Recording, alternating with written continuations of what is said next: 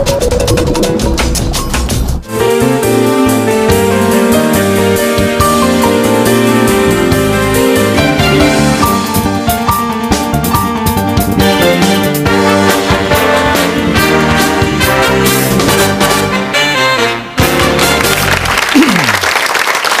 morning, welcome to the Big Questions from Manor Church of England Academy in York. I'm Nicky Campbell. On Thursday, Justin Welby was enthroned as Archbishop of Canterbury. He's the 105th priest to hold that office in a line stretching all the way back to St Augustine in 597. Well, Augustine's task was to convert the English to Christianity. Archbishop Welby has to justify the privileged position of the Church of England in a society that is increasingly non-religious or non-Christian. So this morning we're asking just one very big question. Should Britain become a secular state?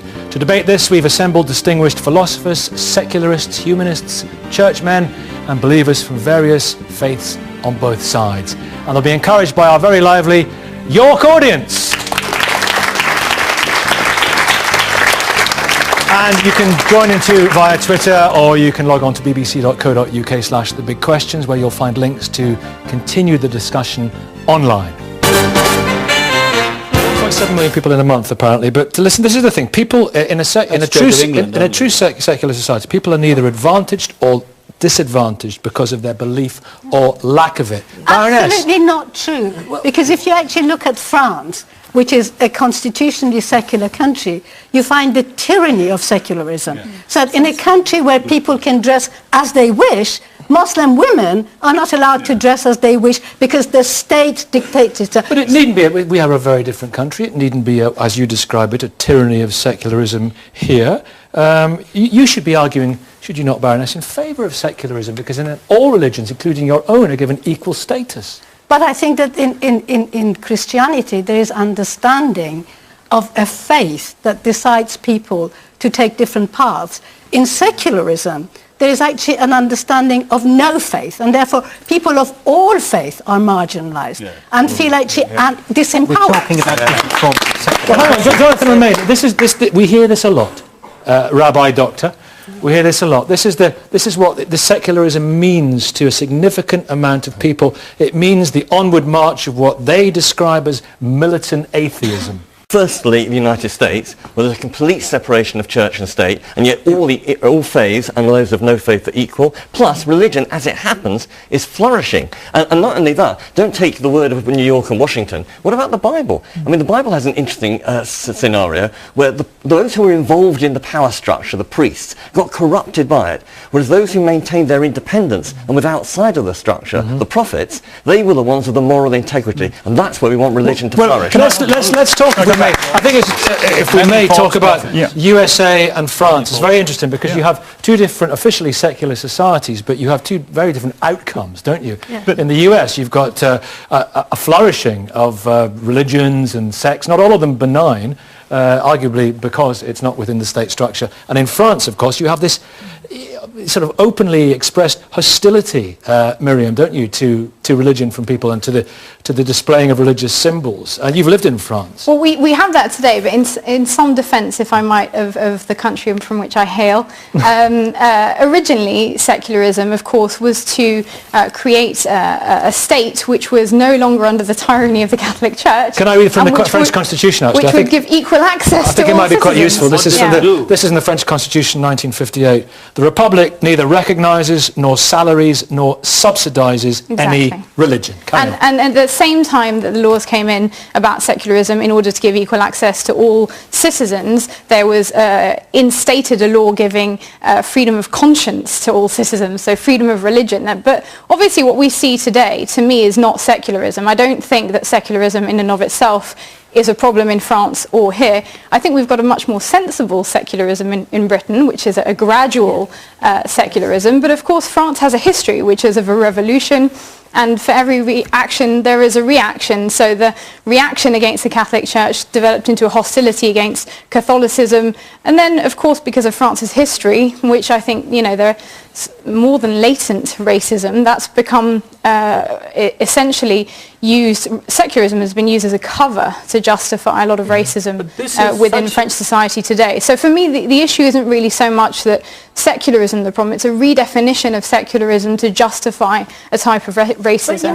Great hostility to the... This is such an idealized view of the French Revolution. I mean, that was also, the question was asked, when have secularists killed anyone? Well, have you ever heard of Robespierre? Well, I mean, the tyranny of the Catholic Church. What was the tyranny of the Catholic Church was nothing compared to what the French Revolution did. Thousands of priests, even nuns, were taken to the guillotine.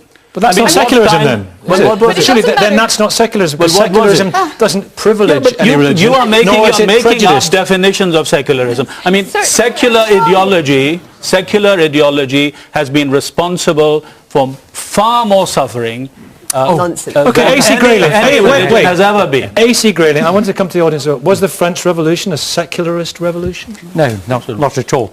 There was worship of the supreme being, worship of the goddess of reason, and so on. And that is what you worship as well. Yeah. Where is she this morning? During the 2 or 3 years of the worst successes of the French Revolution, under whatever name they happened, they pale into comparison with the centuries and centuries and centuries of oppression and tyranny and hardship imposed by religions, including your own, throughout European What about history. secular ideologies? National Socialism, Stalinism, Mao, Pol Pot, even Saddam Hussein, Party. I mean, secular ideology has got very bloody hands indeed. Were they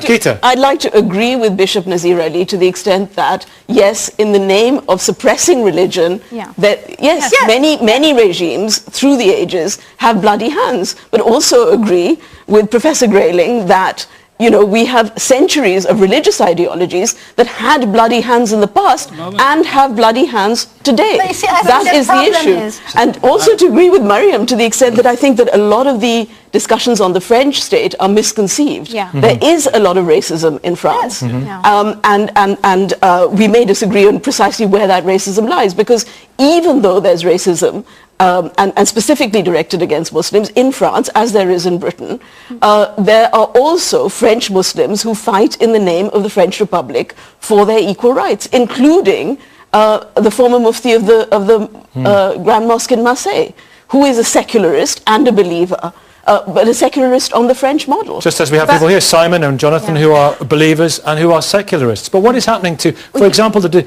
religious displays in France? I mean, from 2004... The hijab and the burqa. And you weren't allowed to wear so-called ostensible signs, religious symbols in schools, allegedly in the name of women's rights and defending secularism, but what it actually led to was many young girls not being able to access education. Now, if you want to talk about fundamental values, how about free access to education for all citizens in a society?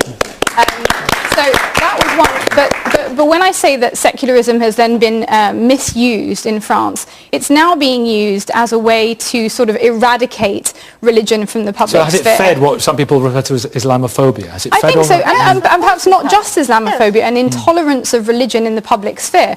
So now that we've seen, for example, laws brought in which say that mothers of pupils who wear headscarves can't attend school events because of their headscarves. We've seen women in niqabs attacked in the street. And this is all essentially vindicated because of the laws. The laws empower people to think that they have a right to then take out their vitriol on people in the street. So Mark, if I may... The law doesn't do anything about women who don't choose to cover and who are under huge pressure to cover. And nobody says anything about it. There are councils in this... It's not just a matter... The point is it's not the matter of choice. Women who... How do you decide genuine choice? In a situation where people are harassed, hugely harassed. If they convert out of Islam, they're harassed. If they become Christians, I, as an atheist and a secularist, spend a lot of my time defending people against religious persecution.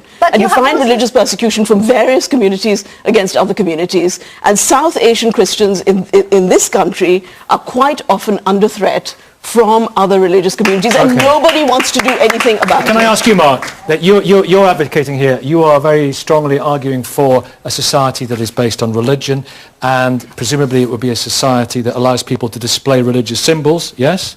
Well, would you allow people not exactly. to... Oh. Can I say what I'm in a slightly different... The burqa, the niqab, no? I'm more in the United States model, where the church should influence policy, should be recognized that by the state, that when it's restraining evil, it's restraining evil as given by our Maker, God. Would you defend people's right to wear the niqab and the burqa as a display, as a religious, provided it fits with public policy concerns? There are times, for example, there was an immigration tribunal where the judge told a lady wearing a niqab that he had to ask her to take it off because otherwise he couldn't see her face and see whether she was telling the truth. And that's a public policy reason for not wearing the niqab. Now, so yes, you have to have limits to religious symbols.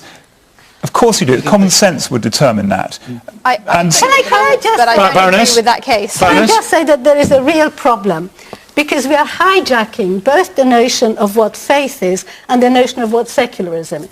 What the Iranians are doing is against Islam, because Islamic teaching accepted all faith that preceded. We're arguing about what's being done in the name of religion. But yes, that's the point. Religion has it's not. Islam may say whatever it says. I don't argue about the nature of the religion. It's the space that's given. Okay, Baroness Hafsa. Just as religion has been hijacked, so has secularism.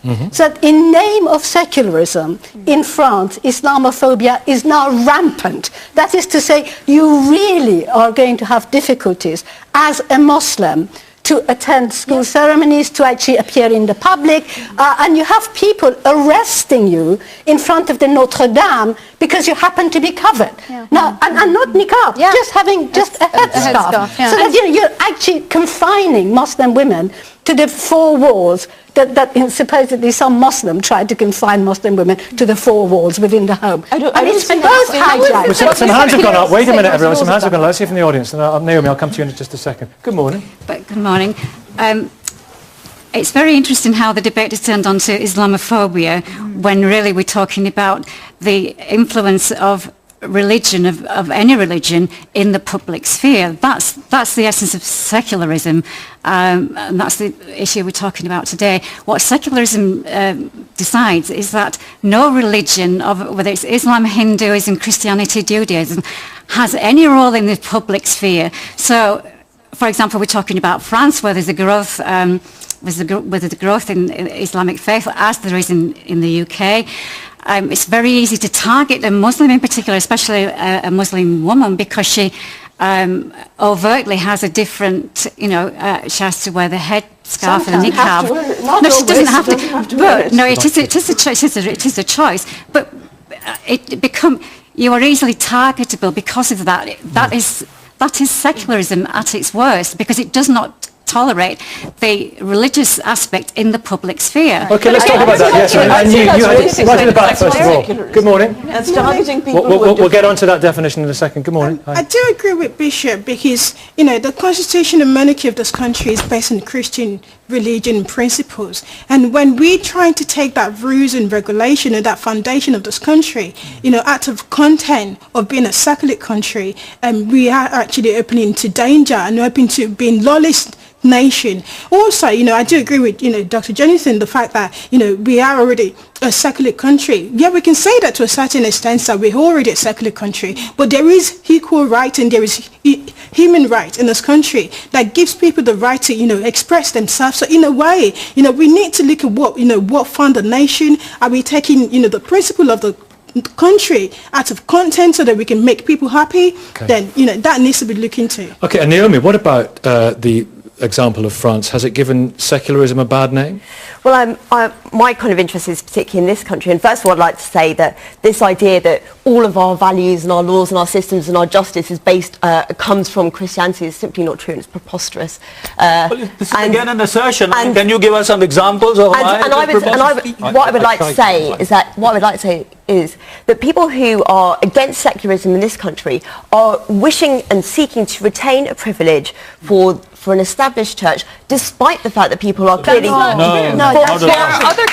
the fact that people are leaving Christianity in droves, despite the fact that people are leaving Christianity in droves, the church still wishes to have its privileges by sitting in Parliament over our laws, by controlling a third of our state-funded schools, and all those sorts of things, to wish to have influence on things like stopping gay and lesbian people from having full equality, etc., etc. You know, actually, secularism would get rid of that privilege, allow the church and people who are Christians to do what they want. You know, this, what was being said before, secularism is actually very good for religious people because it doesn't enforce... Secularism is very good for religious people because it makes all religious people equal. No particular credo is privileged. That's the argument. I'm sorry, but they're acting as if there's only one kind of secularity, okay? And you are talking about secularism, which is an ideological viewpoint. Being secular involves being able to draw on various different kinds of worldviews, see the wisdom and see the insights that they give us from different registers of meaning, whether it's immanent or transcendent. Being secular means drawing on a lot of things. Now, A.C. Grayling calls that cherry picking. I call it reflection, and I call it critical thinking. Yeah, can I agree?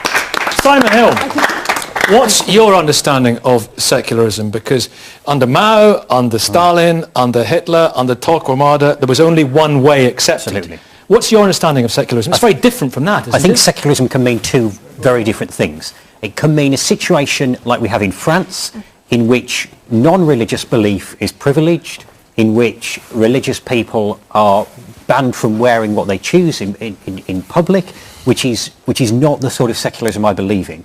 What I believe in is a situation of religious liberty in which we all have freedom to express our views, practice our religion or live out our non-religion. On an equal footing. On an equal footing, and to publicly promote them and campaign for them. And I believe that as a Christian because I don't believe Jesus taught that we should claim privileges for ourselves that are denied to others. That is utterly contrary What to about Jesus' the core teaching. values that have shaped the traditions and history of this country, as argued very articulately by Bishop Nazir Ali, which we will be jettisoning? Well, some of those values are very different to others. There's always been lots of forms of Christianity. Christianity has inspired people to campaign for justice, to campaign against slavery, against racism. But at the same time, when people say Britain used to be a Christian country, I want to know, was Britain Christian when it was engaged in the slave trade? Was Britain Christian when the British Empire was committing genocide in Tasmania and setting up concentration camps in South Africa? These are things that have been done in the name of Christianity that have nothing in common with the teachings of Jesus, who stood on the side of the knife.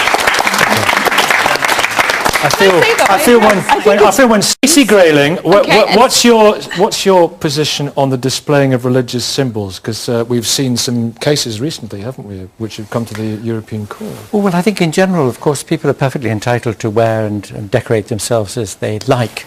What's being missed here is that in the case of both Turkey and France, which are constitutionally secular countries, the request being made to citizens is that when they come into publicly funded spaces like courts and schools and elsewhere, that they come as citizens.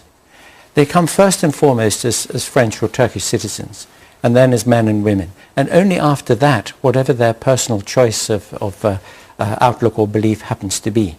The thing about some of the religious symbols that people wear, and especially the dress which is so associated with Islam, is that it makes an incredibly loud statement which says, you must treat me according to one chosen identity. And what the French state wants to say...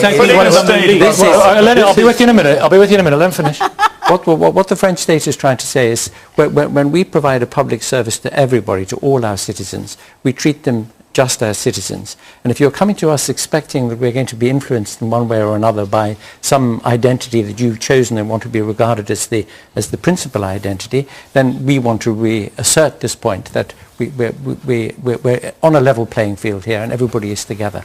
And I think that's the underlying point. Now, in practice, of course, it has resulted in blinding the state wrongly to many of the different needs that people might have. In the great projet outside Paris, for example, immigrant communities where discrimination and lack of educational opportunities and job opportunities are hidden behind this different veil. And that is a problem with all veiling. So I think what we need to do is to try to get the intention right, to try to understand that there is a very positive intention behind it, even though we in this country are much more generous and tolerant. Okay, Miriam. Positive or paternalistic paternalistic is what it sounds like to me. Let me tell you, you're assuming that somebody wearing a headscarf wants to have their identity filtered through that premise at all times, and I can tell you for a fact that that's not true. Secondly, I think you're misrepresenting what the French state is attempting to do through the secularist project in its essence, which wasn't that when you come into school as a pupil that you have to be devoid of religious identity, but it is that the school itself should not impose any particular religious or ideological outlook, and that in that sense it should reflect the diversity of its citizenship. What you're essentially supporting is the ideological outlook of a very small minority of typically white men in power, who then get to impose their understanding of what citizenship means to what is now a very diverse citizenship. The Assemblée Nationale is over 80% white men. These are the men dictating to brown women, typically, what they can and can't wear. For years and years, I belonged to a group called Southall Black Sisters in this country, which had to fight for the rights of minority women. And a lot of those struggles are now being characterized in the way in which you're mischaracterizing those struggles. Now in France, there were similar groups, Ni Put Ni Soumise was one, and other groups of French women from Muslim backgrounds, some of whom may have been believers, some of whom were not, who were arguing around the issues of the veil in school and so on. And some of them felt that they didn't go as far as wanting to the burqa ban on the street. So there are a lot of different opinions among French Muslims on it. It isn't just some, yes, there's a racist discourse as well. There are a lot of very complex discourses going on at the same time. But let's understand what's happening with the issue of veiling is that it is being, however much young women or older women say they choose to adopt it, there's also a strong push by Muslim fundamentalist organizations to declare the veil mandatory. And they have issued Bishop Nazir Ali, well, I heard you just as we were talking over there about the frowning on and the banning of religious symbols, saying this is where secularism leads. You said yes, that. I did. And I mean, Professor Grayling's description of what happens in Turkey or France shows that this kind of secularism is also an ideology. It has a particular view of human beings. He is telling religious people to leave their religion behind when they come into certain spaces. Okay, what about America, where we have a secular society is separate, a wall between church and state, and religion thrives. Let me say, the United States has a separation of church and state. That does not mean it is a secular society. Have you ever read the Declaration of Independence? Exactly. It begins with the divine providence for human beings and human society. The US is a polarized state. Yes, you mustn't confuse separation of church and state with a secular society. It can this is what I'm trying to argue for Britain. I am not arguing for the privileging of any church. I have resigned as a diocesan bishop. I have no privileges. What I am arguing for is the privileging of a legal and constitutional tradition without which we will be set on waters that we will not be able to navigate. We will not be able to navigate those waters. Are you arguing for the disestablishment? AC Grayling, faith schools are acknowledged by many people to be very good schools. I'm afraid for me the phrase faith school sounds like an oxymoron, a paradox, because an educational institution should exist to teach people how to think, not what to think. And the very concept of a faith school is that one way or another, even if it is a school which lets in people of other faiths or none, is going to have as much as it can in the way of tendentiousness. Now, if you only look at the school that we're in at the moment, it's got a massive crucifix on the front wall. All around the school there are Lord's Prayer and quotations from the Bible. I mean, it's crammed down your throat in this school. I was astonished when I walked into it because, you know, having read and heard about faith schools being built around the country, I didn't realize how very coercive the presence of such a school might be. Are those scriptures bad for children? I do find it dismaying. Are those scriptures bad for children? Is a picture of a crucifix bad when it shows the self-sacrifice of God sending his son to die for us? Is that not a good thing? Is that not a good thing for children to learn? So, what's the Baroness? What are you saying? No, I just think exposing children to such a violent image. But it is something that is a peaceful image. It's a peaceful image. Miriam Francois Serra. Just briefly. Firstly, I have a son who goes to a Catholic school, and I'm quite happy with him attending a Catholic school. I have no issues with it whatsoever. I haven't found it to be coercive. I haven't found that he's come home and he's preaching to me about Catholicism. What I have found is that the discipline in the school is to a much higher standard to the non-religious primary school that he attended. But that's by the by. I just wanted to make a point that all of the issues to do with the admissions to faith schools don't really undermine the ultimate argument about faith schools in and of themselves, which is that as tax-paying citizens, religious and non-religious people have a right to see schools that reflect their beliefs. And that means accommodating both faith and non-faith schools, which doesn't mean we should accept things like issues with admission, which I would concede, and I do think that there needs to be a fairer admission policy to faith schools. I would like to see faith schools where perhaps 50% of the pupils were of different faiths or no faiths, because there are benefits to the educational outlook of people of faith, which all people should benefit from. Jonathan. Surely faith should come from the home, and what they get Well, it at is. school That's why you're sending your education. child to that school. And I'm against faith school on faith reasons, because I actually take, like Mark, the Bible seriously. It says love your neighbour as yourself. The only way you can get to know your neighbour is by interacting with him or her. School should be about education, not indoctrination. Should there then be... Audra, there's no indoctrination, says the Bishop. What does Audra say? Wait a minute. What does Audra say? Let's find out, children. Thank you. I would like to know why the humanists who place such great emphasis on reason think that children can't think. Why do you believe you say that you want to avoid children being indoctrinated early by religion, but why indoctrinate them early with secularist values such as individualism, high achievement, liberal values? Children can think, and let me tell you, by the time they come to me as students at university, they come with a background having thought about a particular religious background, having been exposed to others and ready to criticize. Now you say that humanism is older than religion, then why is it that these younger traditions have been engaged in self-criticism for hundreds of years and humanism has not yet made that leap? That's what we need to be doing. A.C. Grayling. You've forgotten what the Jesuits say. They say, give me the child until the age of 7 and I'll give you the man. They know perfectly well that intellectually defenseless, very, very young children taught as fact all these different faith beliefs by the adults in their community, they are for very good evolutionary reasons credulous. They're going to take seriously what their adults say. And let me tell you, they can think. Some people who, when they finally do get to the position where they can think about these things and reason and discover and learn, may have a very, very painful process of disentangling themselves from the imprisonment of the mind. That kind of early faith education. Bishop Nazirani, the imprisonment, there's a phrase to tangle with on a Sunday morning. The imprisonment of the mind. Is this why Professor Grayling is starting a school? Is this why? Is he learning from the Jesuits? Well, of course, children need to belong to a tradition in which to think. You don't think in a vacuum.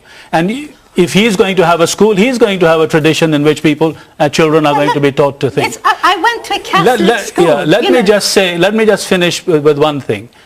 In this country, the church began schools. Secularists did not begin schools. The state did not begin schools. There was no other show in town back then, was there? Well, the state was there, but the state is a latecomer to education in this country. It's the church. This school began as a school for poor boys. Poor boys whom no one else was educating at that time. Now, there were schools for girls as well. Yes, there were plenty. Yeah. But in those days, girls and boys were educated separately, for better or for worse.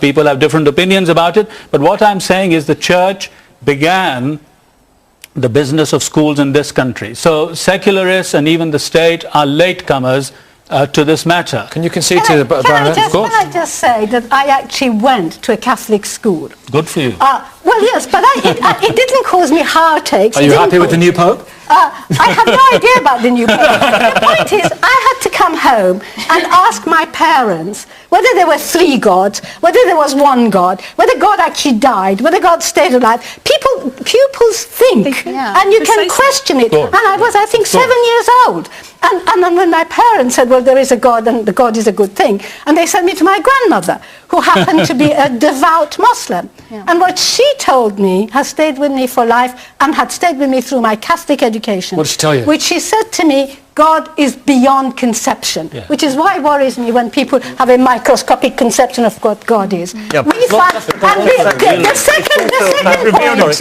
point for the Baroness. The second point is that God does not need us. We need God. And we find our pathways. And sometimes the pathways is through Catholicism, sometimes it's through Islam. It's us. We are the seekers. And some people, like Professor Groening, doesn't need God. Jolly good for you. But many of us do. And we need to have a state that has an understanding of those who seek God.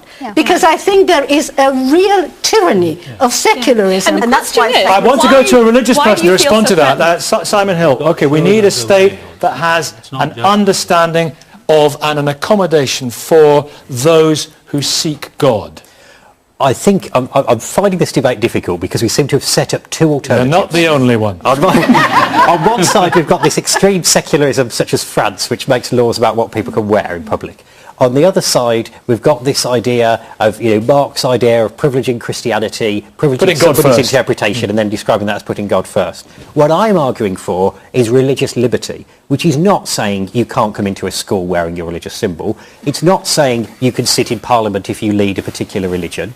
It's saying that religious groups, non-religious groups and positions should be free. People should be free to worship, to engage in debate like this, to hand out leaflets on the street if they wish, not free to discriminate, not free to say you can only teach at our school if you follow our religion, but free to proclaim their views.